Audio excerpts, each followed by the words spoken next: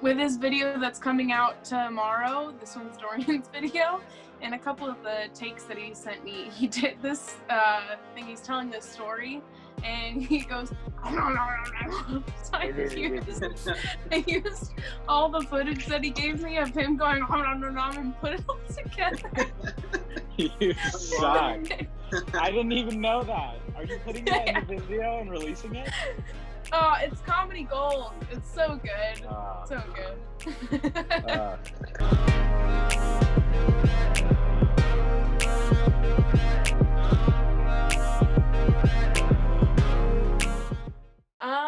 Quarantine has been good. I'm very extroverted, so I'm just dying and like going crazy with cabin fever. Yeah. So there's that, but it hasn't been too bad. Yeah, and with like in regards to this, it's been challenging because me and Dorian are also social distancing, so we're doing all of our stuff from our own homes and trying to like figure out, you know, who's doing what and how are we going to split this up and how are we going to like do, like we wanted to do lives together, so we're like, we have to figure out how even to do that. And so we kind of figured it out, so we're going to see how that goes. But yeah, what about you, Dorian? Quarantine has been interesting for me because I'm both introverted and extroverted, so I very much do like having my own time and doing my own thing. But I miss, like, the big thing with the job was talking to the students and getting to know them and hanging out and just having fun, and I really miss that part. But yeah, the quarantine's been fine though, you know, trying to just keep myself busy. Mm-hmm. Yeah, that's probably what I've had to do most, because I miss people. Like, I heard this thing the other day. Some pastor was talking. I don't know if you guys know him, but his name is Michael Todd. And so he was talking, some interview he was giving, and he was like, man, it is one of my gifts that wherever I go, I'm the host. So when I go to Starbucks, I'm hosting the barista because it's my nature. They're hosting me and I'm hosting them. And so we just talk and we have a good old time. And I'm just like, that's how I feel. Even though I can be introverted, like I love my alone time, but man, like it's just like that little high that you get from being around people, being around kids, talking with them, you know, kind of doing small groups, all the things. So yeah, I totally feel that. It's just been interesting. Amber loves it. Like she's like, I get to be home all day. And I'm like, oh yeah, that's so great. Yeah. There's definitely benefits to it. Like I have enjoyed having my own schedule and I can do things from the comfort of my own home. Yeah. But it's the same thing with like missing the kids a lot. We were talking about, you know, okay, so should just one of us do the Instagram live, or should we try to figure out how to do both of us or trade it off? And we were talking about like Dorian doing it, but like, you know, having that connection with the kids is like, oh, I miss it so much. And so it's like, that's the only way that we can connect with them at all and hear from them. Yeah. So it's like, yeah, we have to figure out a way for both of us to do this, because I'm so extroverted anyways. Like, I think maybe it's more selfish. It's my only way to like talk to people that aren't my family. Like, it's not even for the kids. You're just like, I need to get out of here somehow. I need this. Yeah. Yikes. Dude, so like, I don't know. So like for you guys were new to this anyways. And so I was talking last week with Danny. I said, it took a whole year for me to figure out how to do youth, and then the world changed. And I got to figure out how to do it all over again. And so I feel like some ways I can relate, but I know you guys were just kind of getting your feet wet. Dorian, you were in it a little bit longer. You literally, Allison, had just started like a couple months ago? And yeah. If that, and all of a sudden it's just like, well, time to up your social media game a whole lot. Yeah. How's that been? I think one thing that we struggled with from the very beginning is having a social platform, like being able to connect to our youth or anyone in our church socially on social media. And that struggle has still come through, even though everyone's stuck at home. Yeah. They should be trying to connect more, but yeah, it's something that our church has struggled with, and something that specifically I struggle with, because I don't necessarily enjoy posting a thing and not actually talking to them face to face about that thing and going into it deeper. But I just have to do that one thing, and maybe I can comment a few times. it's less satisfying for me doing the online part, but you know, it's what we have to do. I think like right before all this happened, it had to have been a God thing, because it was just like put on me like this passion and fervor for like, you know, getting on our social media platform and trying to up that. And I was like watching videos on how to up that game even before this started. And so it, I think, helped prep me a little bit. So even before this all started, like going into this, talking to our kids when we still had the chance to, and being like, okay, what social media platforms are you guys even on? Are you on Instagram? You're not on Facebook? Or, you know, are you on Twitter? None of them are on Twitter. But I was surprised a lot of them aren't even on Instagram. Even our high schoolers didn't even have an Instagram account. So it was like, oh, that's an issue we need to take on. So it seemed like most of them were on TikTok and YouTube. That was like the two most popular things. Some of them on Instagram. So I think we were like, I felt slightly prepared for it, but it definitely has been a learning curve trying to figure out like editing style, and it's even still is so new. This is only our second week posting messages, so just trying to figure all that out. Dude, What about you guys? Yeah, I same, right? Like our high school is a pretty good Instagram. Our junior high, I feel, is like mostly on YouTube because they're just too young, right? Yeah. To have an Instagram account. So figuring that stuff out, and like you said, learning how to edit. I felt, for whatever reason, that it would be best to learn the hardest editing software right now. So I have Adobe, I have Premiere Pro, and I spent for tomorrow. We're gonna release a whole service, so it's gonna have worship and a word announcement. And so I spent like the last 3 days editing it and putting it together. And after the second day, I was like almost done, trying to like, you know, do the best I can. And somehow I erased and corrupted all my files. No. I wanted to literally just like grab my laptop and slam it against the wall. I was just so, you know, so frustrated. And so last night and today I put it back together, and it was cool. But it is really one of those things where right now, with even that video, like we're going to launch it onto Instagram TV, we're going to put it on YouTube. And but it really is just figuring like, hey, how far is this going to go? Like, is this really going to reach our students? How many of them are actually on these platforms? And so I would say very similarly, definitely kind of learn where our kids are at. Like I told you last week, I said, man, I said this highlighted, like everybody else I'm seeing, how weak my online presence was. And even though I thought like, hey, we post something every day, if not every other day, it's pretty consistent. But then all of a sudden, like when you really strip it all away, you're just like, oh, no, we're doing the minimum. And it was enough just to get by, or it was enough to just kind of like make it look like we were doing stuff. And so that's been a big deal. But I definitely say one of our saving graces has been Zoom. Just utilizing that. Like we did that we've done that the last 2 Sundays where we just invite all of our kids onto Zoom, and we kind of do a game, we talk, we all hang out. But at the end, we can actually go into like small groups. And so we break off there. And so our leaders, you know, get to be with their kids and get to talk with them. And so like, that's the best part, right? Like our kids love having their leaders, their people.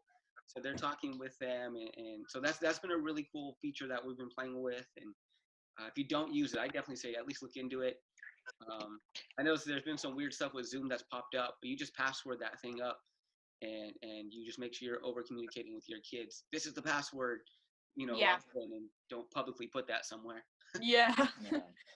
I saw that you guys were doing that, and it was like, oh, I was so curious about how that was working, and if they were using that well, I guess, like how many kids were using it, because that was like, oh, that's so smart.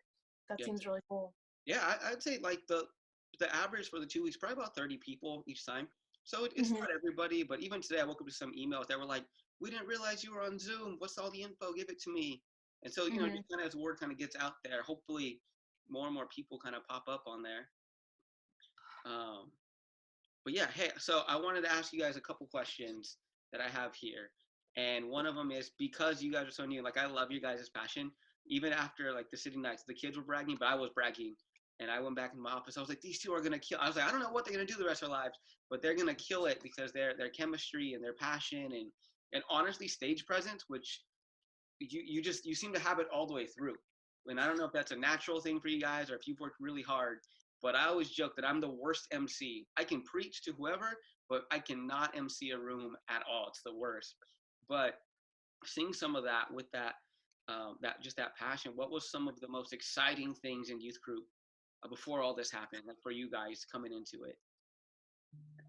The exciting things that I've found, and if we're talking about like presenting and things like that, of like doing the MC, showing, all that kind of stuff, the stuff that is exciting for me was our costume party and our Christmas party. Those two were like big highlights for me because we're pretty well. I've always been pretty strict on the food thing. Of want to make it small, something people can just grab quickly. We can give out to the kids quickly, just so it's efficient and fast. But that party was just like, all right, everybody from church is allowed to bring something, make all your homemade stuff. There was like skeletons made out of Rice Krispie treats, like hot dog fingers, and all this stuff. And we had a costume contest, and I think that was one of the most fun parts and one of the best memories I've had for sure. I think for me, the starting this job, I guess I didn't really know what to expect, but it just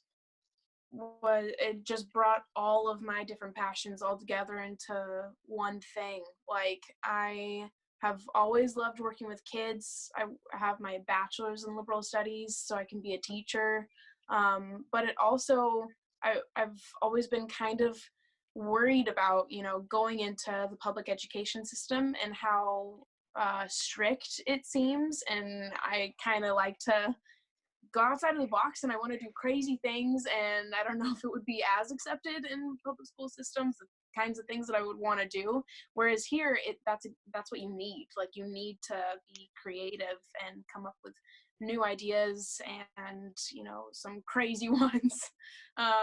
So I think it just combined all of these passions that I had, and as soon as I got into it, I was like, oh my goodness, this is the perfect job. I love this job so much.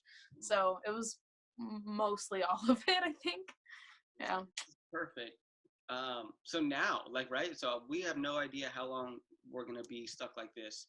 So with those two things, right, we guys shared a couple of things. What would you say, like, what's changed the most now that we have to redo youth online only, right? Like, is that passion still the same? Obviously, you can't really have a Christmas party where you're serving food when you're stuck in the house. So how would you say you take those things and still implement it now? Oh, that's the big question, huh? I don't know. I definitely still have a passion and want to do big, fun activities.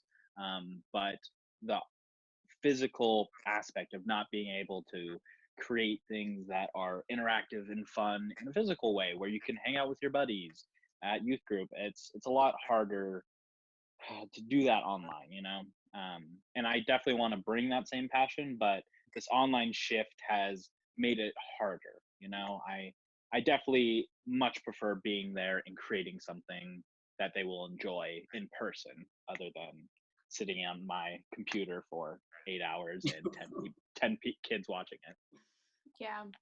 I think the most difficult thing has definitely been the communication. Like, even just for me and Dorian trying to work this out together, we aren't in the same room anymore.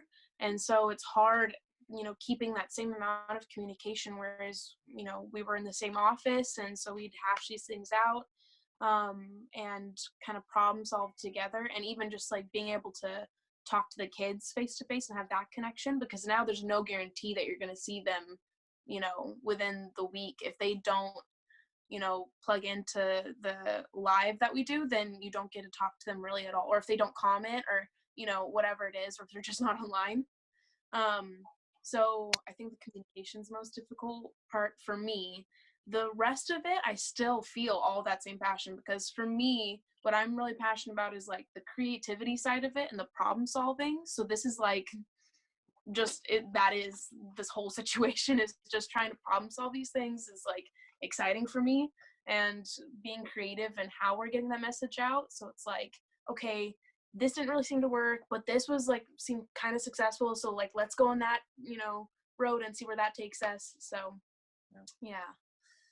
That's that's interesting. So I think I think that's really interesting because I deal with like I said, we're about to post our first impact service online, and I put 3 days total worth of work, like 72 hours it felt like over the course of the week of just being stuck at a computer, and you're editing, you're doing and all the things, and you're filming.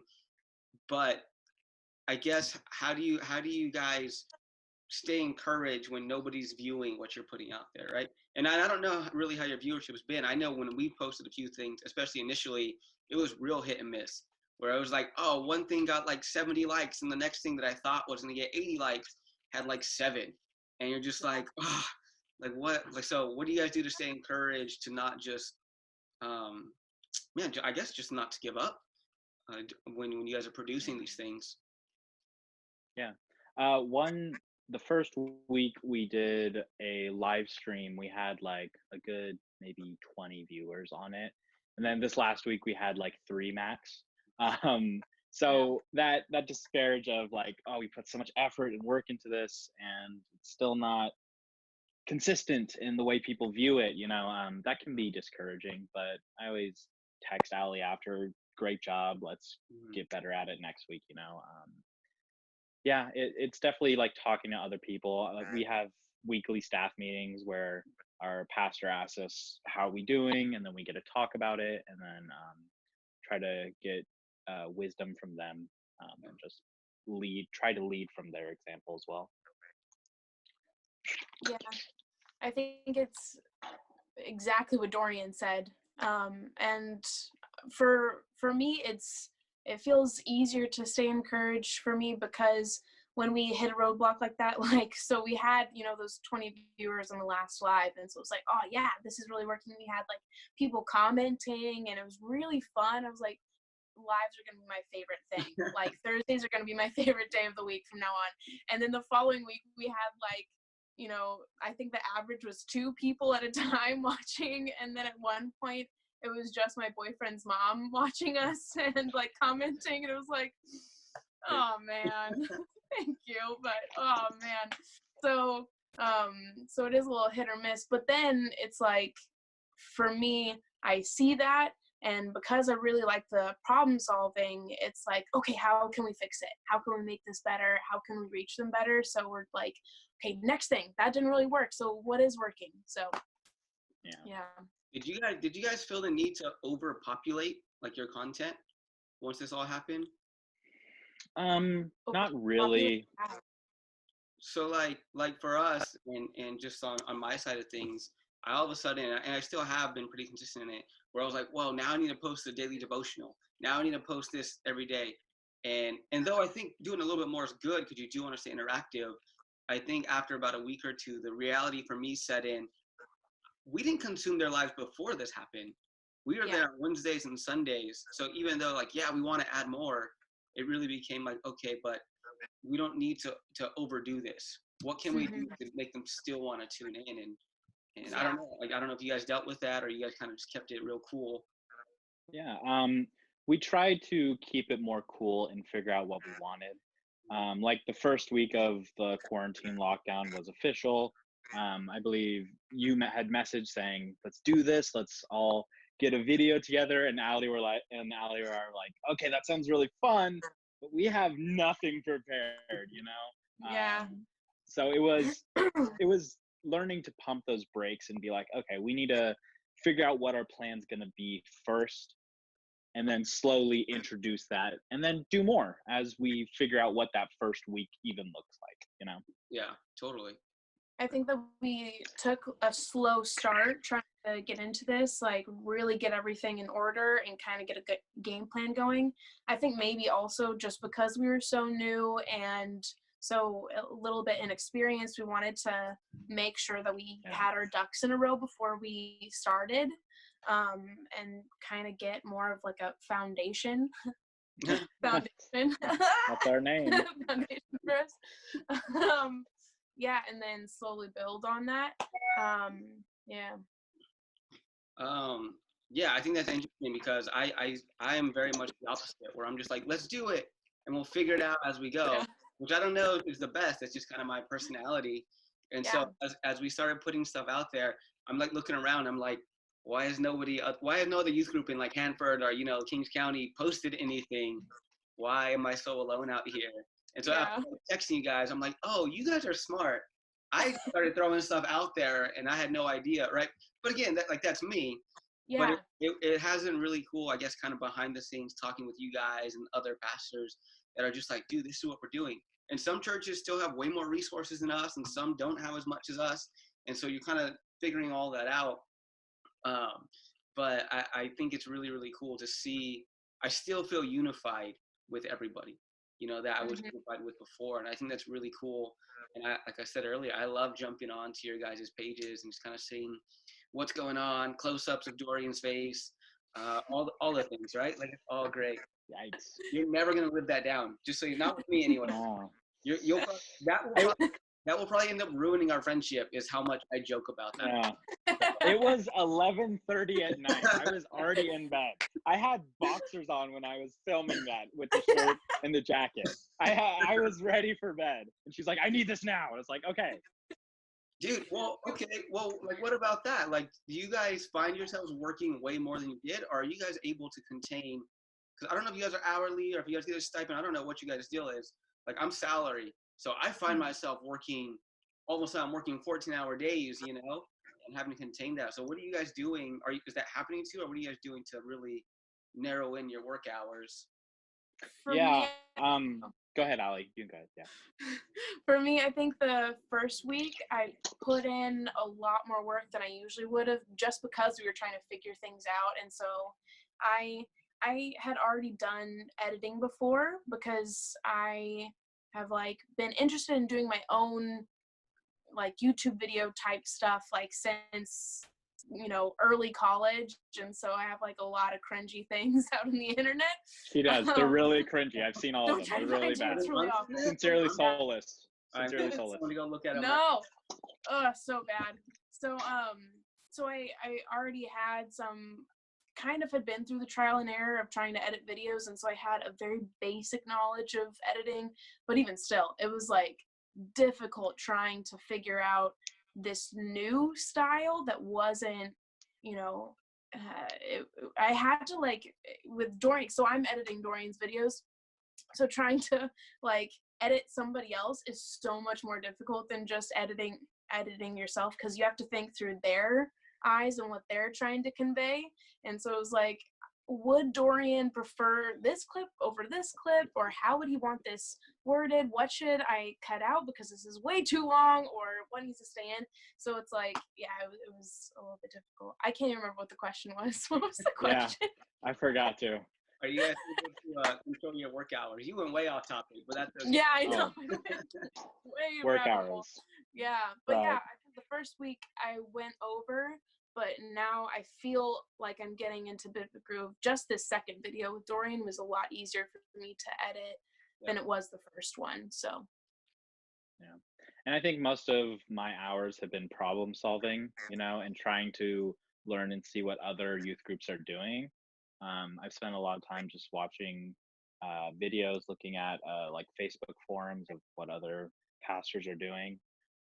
And then just, of course, doing the normal stuff of posting every day, which I have never done before. So I'm learning how to use Snapchat as editing software, or Instagram as editing, or finding the right pictures that go with the verses for our daily devotionals, But yeah, it hasn't been hard finding the hours with this change. Bro, posting daily devotionals, I thought this is gonna be great. This is gonna be easy. So I just got on my stuff, started editing stuff. Now I don't know. We're 3 weeks in. I'm I hate daily devotionals. I hate trying to come up with the content, with the background, write it all out. I'm just trying to figure out what should a short devotional say for kids. I type it out, and 6 hours later, I'm dang, I posted that. I should have reread that probably about 10 more times before I click send. Dude, so I totally feel that. I think that's one of the. I think when you realize, when you're put in a box like this, and your resources are limited, it actually allows you to grow in creativity. I think it allows you to grow and can push you, right? You're either gonna sink or swim. That's where we're at. And so you're going to grow into more creativity. You're going to get better at talking to the camera. Like for me, I hate it. And so now every day I just have my phone up and I'm just like, I'm looking at my face and I didn't realize how many chins I have. And I just, all the thoughts that go through your head because you're self-conscious. But I really think when you're restricted, you can get more creative. And I also think the same thing in leadership. Like right now, again, another thing this is highlighted for me is how much I don't talk to my youth leaders on a regular basis just to check in outside of work stuff, right? Like how much I'm really pouring into them. And so today I text all my leaders I had on my phone and I was just like, oh, that'll be good, until they all responded. I'm like, dang, I text 20 people that don't regularly check in. So I guess, kind of growing that leadership even now. What are you guys doing to stay? I don't know how many youth leaders you have or how that's all divided up, but what are you guys doing to stay connected to them, to still pour into them? I know being so young, that is one of my challenges, even though I'm a little older than you guys, is most of my youth leaders are older than me. So I feel like, how can I really pour into them? I feel like a kid still sometimes, but the reality is they are looking at me and being like, what are we doing? What's next? How do we go forward? And what are you guys doing to kind of combat that and do that? Yeah, being that I'm the youngest person on our team, it's harder for me to be like the boss and the person that says, this is what we're doing, this kind of thing, and try to be strict, but it's part of the job. So I do my best at it. But I think that's a good balance of there being two of us, of Ali really knows how to be like, oh, he didn't explain that well. Let me go ahead and explain that more, so you understand. And I think we have a good balance there. But when it comes to talking to our youth team, it's been a bit more lacking because we've been focused on creating content. Like I emailed them when the quarantine happened, what was going to happen, what our plan was, and then literally this morning is the second time I've emailed them since we've been quarantined. And I don't know, I want to put them in there, like Zoom calls where you go and talk to your leader and break it down like that. That's something we could explore. But yeah, communication has been hard, and checking up on our volunteers has been a hard thing for me personally. Yeah, I think just trying to figure all of this out, and even just last week being our first week where we're really putting out a lot of our content and implementing our game plan and trying to figure all that out. And then on top of that, communication, I think for me, is the most difficult part of this, is trying to communicate with others. I think it's always been something that I've struggled with. Like, I am notorious for never texting back. I just forget to text back. And True. True. Yeah. So it'll take me a minute. But I think it's just been like it's been put on the back burner, even though it should be something that it doesn't belong on the back burner, So. Yeah, and I honestly, and hopefully this can be some encouragement for you guys. I suck at it also. But one thing I am learning is that people are really gracious and really patient. And also, because of the age thing, most people aren't going to actually have a problem with that. Most people, if you can command it, I think you two I think you guys can command a room. I think you guys, I don't know how you guys are necessarily behind the scenes, but I think you guys are very well represented and present yourselves well. And so definitely don't be afraid of leadership. Don't be afraid of stepping to the role. Like a lot of times, at least for me, I grew up thinking, when I get the title, then I'll step up. And that could not be further from the truth, because I got the title and I was still scared to step up. And so right now, especially when people need leadership, and yeah, it is totally hard to be like, guys, this is what we're doing, when you have no idea what you're doing and how to implement it yet. Yeah. But being that, and if you're not there yet, being that voice of, hey guys, I'm still going to talk. We're going to stay connected. We don't necessarily have it all down yet of what we're doing, but trust me, let's pray. How are you doing? Do you have any thoughts? Do you have ideas you'd like to see? And one thing that I'm learning even right now that I'm starting to put into practice is give them jobs. Like we're doing Zoom calls. So I said, man, can you be in charge? One of my leaders, can you be in charge of the game? I don't want to think about it. I don't want to do it. I don't care if you do it, but if you have to give it to somebody else, you make sure it gets done. And just different stuff like that, right? And I think people will appreciate that. I think a lot of times you think, oh, I don't want to put it on them because they're not paid or they can't do a whole lot. The reality is people are ready to serve God. They're ready to serve God, and they're ready to serve the ministry. So don't be afraid to step into your leadership. Don't be afraid to step into your title that you have. It's never about titles, but if you have it, it's time to step up into it. And I'm right there with you. So hold on to that. Definitely. But you guys are great. You guys, I do brag about you more than you guys know. And I know I don't text you guys a whole lot, even though when I do text you, I'm like, I wonder if I'm annoying them because they're in this group chat. And whatever. No, you're good. And Allison never responds, so I'm just like, all right. That's just Allie. That's just Allie. All right, now I'm that. I won't be so jaded, right? I won't be so hurt about that. No, it's sometimes I'm the problem. Sometimes I'll see a text and Allie's in the chat with me, and I'm like, all right, I'm gonna step back from this one and let Allie talk and text back to this one. And then she never does. Like 5 hours later, I'm like, okay, I have to respond now. 5 hours later, I'm like, what did I even ask her? I don't even remember. Like, something answered me. That's definitely more of Dorian's strength there. I'm glad that he has that to bounce me out. Although it's probably not very good for me because it's not growing me to like have to work on it. So I just check it. I'm like, oh, Dorian messaged them. We're good. We're fine. Dude, I need to work on it. Since this thing has happened, I have alarms and like stuff in my notes for every little thing. So I'll just think, oh, tomorrow I'll do that, or I'll check in, whatever. And then tomorrow comes, and I'm just like, oh, dang, I didn't do anything. Anything I said I was gonna do. Poor people, right? All right, so let's get into some lighter stuff. We're gonna do some rapid fire questions. All right. We gotta just pretend that there's no quarantine, right? There's no coronavirus anywhere. We're COVID free. All right, first one. What is your dream vacation spot? Rapid fire. My dream vacation spot is Ireland. Slowest rapid fire ever. Dorian. What? I didn't hear what you said. I said slowest rapid fire. Oh, yeah. Vacation. I don't know. That's like, there's so many. Bali, New Zealand, Germany, the Alps. Those. Awesome. Mine was Boston. Yours was what? Boston. I don't know why. I've always wanted to go to Boston. Boston's nice. I'll just stay in the country. All right. What is a secret talent you have? I can.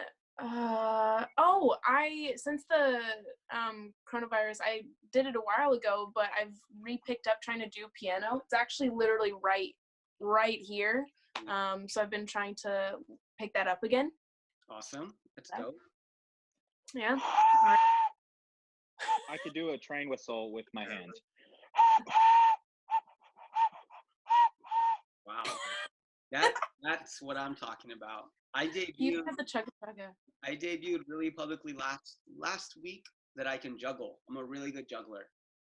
And so yeah, I juggled and then did you watch it? We did like the egg roulette and Manny, the first 2 eggs he picked, this game was supposed to last. And the first 2 eggs he did both cracked. And we only had 2 eggs. And so one boiled. And so I'm like, dang it, like we gotta figure out how to keep this going. So I was just like juggling, whichever one landed, I would just hit on my head. So that was fun. Whoa. Third question. I learned how to juggle. Side note. Learned how to juggle when I was like 14 on Easter because there was all kinds of eggs everywhere. So I was like, let me try this. And so did you just teach yourself or did somebody teach you? No, I taught myself. I've tried to teach myself and I'm not very good at it. It's hard. My mom was very mad at how many eggs I wasted. Mess. All right. If you had one wish, what would it be? Oh, one wish. See, I feel selfish not saying to wish Corona was. We're Corona. No COVID here. Right. We're pretending COVID is out of the picture. One wish. One wish. I wish that I could just like control how long my hair was. Waiting for my hair to grow. I want my hair to be long again because I'm tired of it being short. But then as soon as it's long, I want to chop it all off again. So I'm just too fickle. I just want to be able to like snap and have it how I want it. Like Harry Potter. Yeah. I'm a Christian. I don't watch Harry Potter. I just heard. I've just heard that. So man, good thing I didn't show you some parts of my room. I definitely don't have Harry Potter stuff in here. No, definitely. That's a really cool hair power, Allie. Hair. That's really cool. Mine is teleportation. Yeah. There you go. You know, just going wherever I want. He thinks he's better with his teleportation, so. Well, it's definitely better. What? No, hair is so cool. No. Yeah, hair? Sure, yeah, totally. That grows back. Yeah. All right. How old were you when you gave your life to God? How old were you when you first got saved? I was 7, but I didn't. So when I was growing up, you know, like how everybody, not everybody, but a lot of people, they have like this moment. Like my dad, he had this moment when he was a young adult of like, boom, it hit him and Jesus was in his life and his life like radically changed. Whereas I didn't really have that story. I grew up knowing God. He was always a part of my life. And so 7 was like when I officially decided I wanted to have him in my heart, but I never knew a time without him. Mm-hmm. So I, for a really long time, felt bad that I didn't have like I was like a terrible 5-year-old and I, you know, was in all these bad things and then my life radically changed type moment. But I think a lot of people actually relate with that story too. So yeah, 7. Allie, what year was Indiana Jones VBA? That was when I was in the 6th grade. So math. Yikes. I've been quarantined. I don't know math anymore. 6th grade, I graduated 8th grade in 2010. So that was like 2008. Yeah, okay. 2008 then, when I was 8 years old. Yeah. Yeah. It was during VBA and they were like, all right, come together guys. We're gonna have a time where you can pray and accept Jesus in your heart. And I did the whole thing. Not really understanding what I was doing, but I was like, yeah, mom's cheering me on, you know? So going up through that whole thing and once you go through that process, it's very much your heart has changed. You are a different person, but you still are you know? So I went through my whole life being like, yeah, I'm a Christian, but I'm going to do whatever I want and still say I'm a Christian. So I would say the real time was when I went on my trip to Hawaii. I shared that with my youth group with Foundations, and I shared that a few different times, but that was when I heard God call me to go into this ministry and actually take it seriously.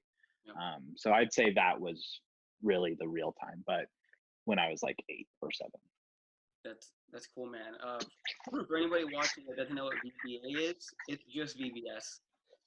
No, it's not. It's an adventure. It's not a school. It's an adventure. Yeah, they took the school part. They're so innovative. They switched the whole formula on its head. What is? I'm so mad about that because it is a genius idea that literally nobody else has really thought of. Right? There's probably places. We're not using the brand anymore of VBA, so you can have it. I don't want your knockoff leftovers. Yeah, I don't want any of that. What is one leadership skill you want to grow in? One leadership skill we want to grow in? Yeah. One leadership skill I want to grow in is, oh man, I'm trying to think of these rapid fire and it's real difficult.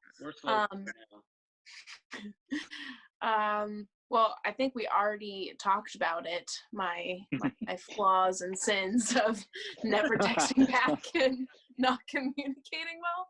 Yes. So I definitely want to grow in that one, just being able to text back would be a good first start. So Step one. Step one.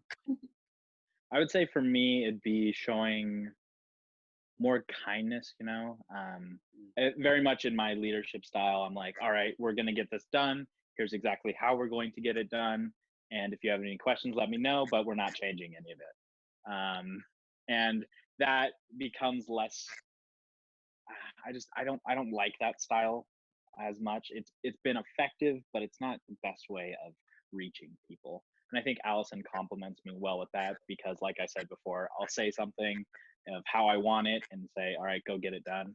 And then Allie will be like, oh, wait, but here's how you get it done. And then she'll smile and be like, great job. And I'd be like, yes, okay, thank you. I need to do that more. I need to do that more for sure. So yeah. Dude, I relate to that. I am like the biggest dreamer, vision caster ever, but I have no idea how to get to any of my visions. And so Amber comes alongside me. Thank God for my wife, but she'll come alongside and be like, hey, let's try and figure this out. These are the practical steps. I'm like, what do you mean? We can't just take one big jump and be there? Like, that's crazy. And then I'm very, probably Dorian, like you, I'm very much just like, don't give me excuses. Just get it done. Because I can just get whatever I need to get done. I don't care how I feel. My feelings don't determine me. So I'm just going to keep going on. But I tend to ignore other people's feelings, which is just not the greatest thing. All right, we got 2 questions left. Okay. What is your biggest weakness? Not communication, not necessarily leadership, but just like you're just like, oh, that is not a strength. I think mine is in equal parts. It has its pros and cons to it. I definitely see like the blessing in it, but I definitely see the curse in it. Like at my old college, FPU, they would call it black hatting. Where like people they were talking about in leadership positions, but it's basically just like in group situations where you're trying to come up with creative problem solving. People tend to wear different hats. So one person is like what you said, the person who's like, I have this great idea. I have no idea how to get there. And I can't remember what color hat that is. Might be like blue or something. And then there's, the person who wants like the facts and figures and, all these different things. I tend to be the black hat where I see the problems in these ideas and I pick at them. It's coming from a place of like the blessing side of it is, okay, I see that big idea and I want to get there with you, but we're going to run into all these obstacles and we need to think about those obstacles. So it's coming from a place of wanting to help and problem solve. But I think sometimes I tend to hold things back because I'm so fearful of those obstacles and worrying about those obstacles that it tends to put a damper on things. And so that's something that I want to work on, is how I talk about those things that I'm seeing of like, okay, this could be a problem, this could be a problem, how I'm communicating that. But also it is a strength because, you need that person who's gonna, say, hey, we need to think about those things because those are issues, Those are my favorite people. Yeah. Just kidding.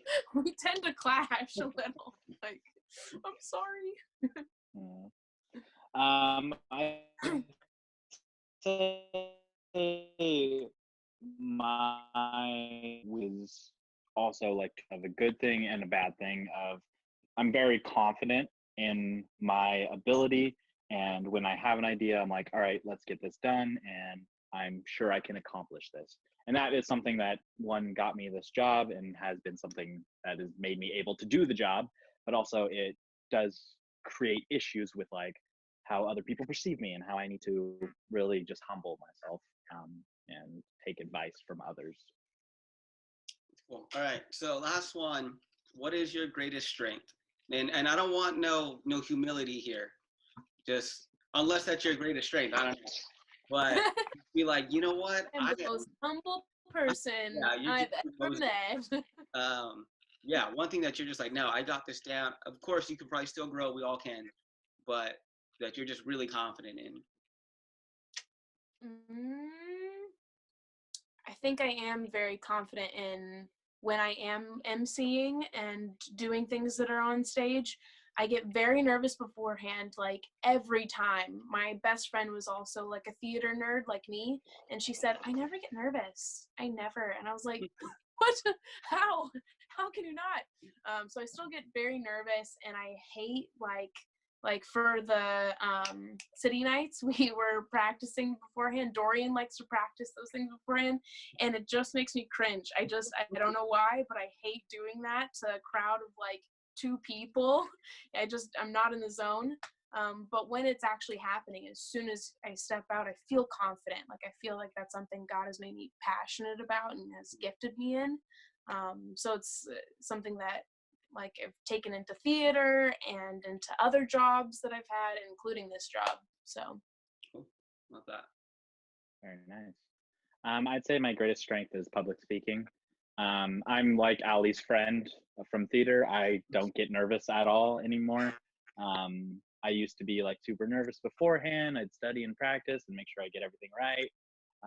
And then just like be super nervous before I stand up and then during, and then I stumble my words. But as I've grown out of that, I've definitely become much more confident in the way I speak. And I know I'm confident in whatever I say. It's either going to be funny if I stumble, or it's going to go great because I'm confident. I know what I'm going to be saying up here, and God's got me. So love that. That's awesome. All right, bonus one. Out of all the pastors you worked with for City Nights, who's your favorite?